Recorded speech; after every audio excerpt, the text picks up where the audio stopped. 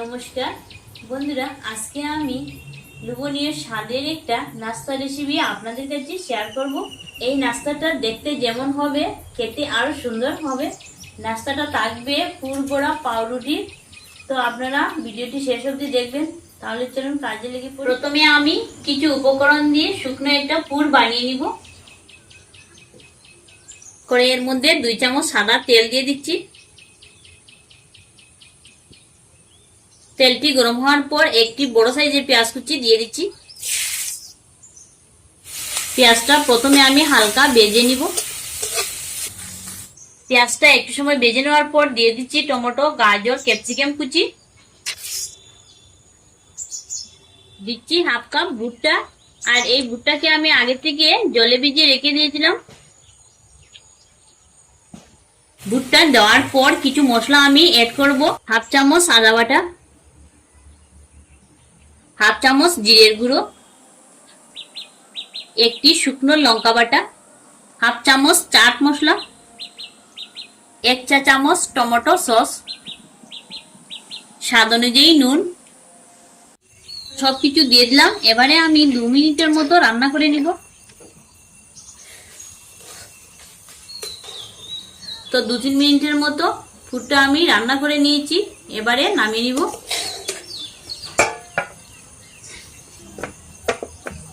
তারপর এখানে আমি 6 পিস পাউরুটি নিয়েছি।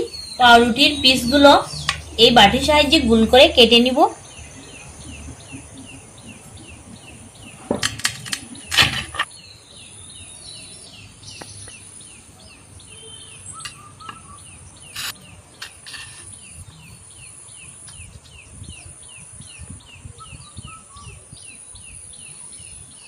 পাউরুটি গোল করে কেটে নেওয়ার পর এইরকম সাইজের স্টিলের বাটি নিয়েছি আমি 3 পিস।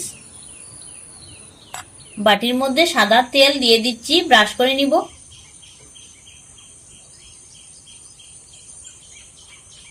এবারে আমি পাউরুটির পিসগুলো বাটির মধ্যে বসিয়ে দিচ্ছি।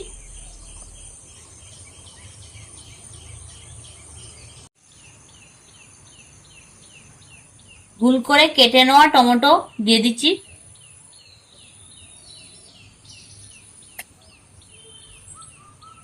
এখন ওই পুরটা আমি মধ্যেখানে পরিমাণ মতো দিয়ে দিচ্ছি।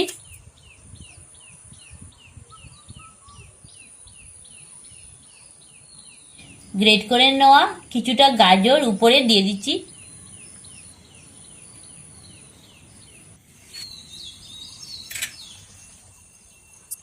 এই পাত্রের মধ্যে 2 কাপ বেসন নিয়ে নিচ্ছি।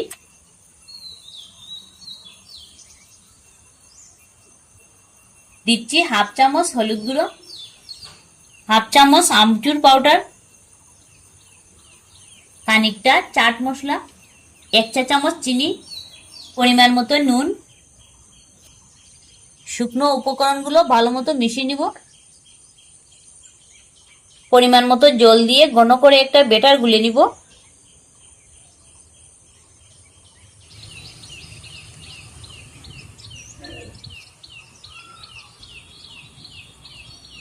ব্যাটারটা ঠিক এমনটাই আমি ঘন করে গুলে নিয়েছি। এই বেসনের ব্যাটারের মধ্যে আমি 1 প্যাকেট ইনো দিয়ে দিচ্ছি। ভালো মতো ইনোটা মিশিয়ে নিব। এবারে পুর ভরা বাটির মধ্যে বেসনের ব্যাটারটি নিয়ে নিচ্ছি।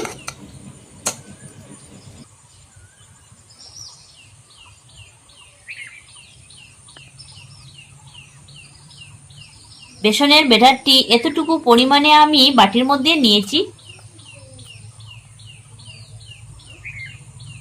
এখন এগুলোকে আমি জলের বাফে বসিয়ে দিব।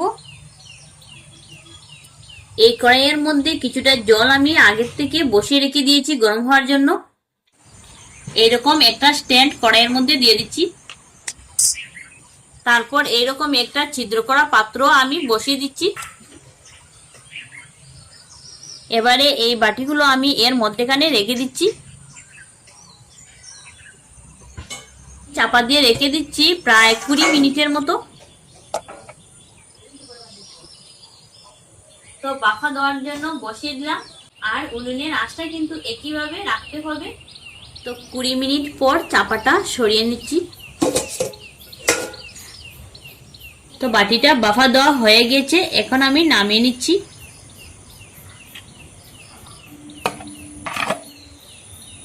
ঠান্ডা হওয়ার পর আমি বাটি থেকে ছাড়িয়ে নিব।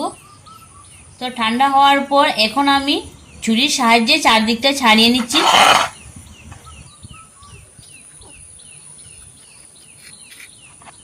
পাল্টে দিচ্ছি।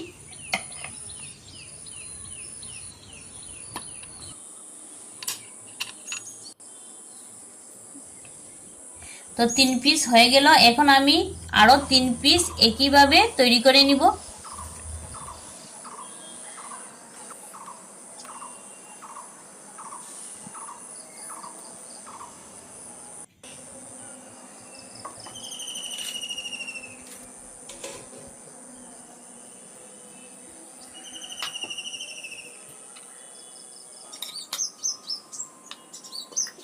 তো সবগুলো আমি বাফা দিয়ে নামিয়ে নিয়েছি। এখন আমি ছুরির সাহায্যে দুভাগ করে নিচ্ছি।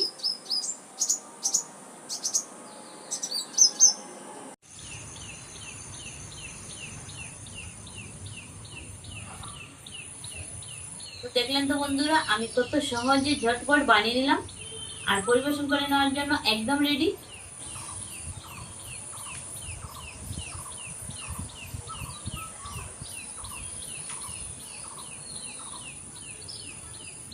খুব সুন্দর লাগছে খেতে, কিন্তু এই নাস্তাটা আমার ছোট বড় সবাই পছন্দের হবে। আর বিশেষ করে বাচ্চাদের টিফিনে দিলে বাচ্চারা অনেক খুশি থাকবে। তো আমার এই নাস্তা রেসিপিটা কেমন লাগলো অবশ্যই কমেন্ট করে জানাবেন।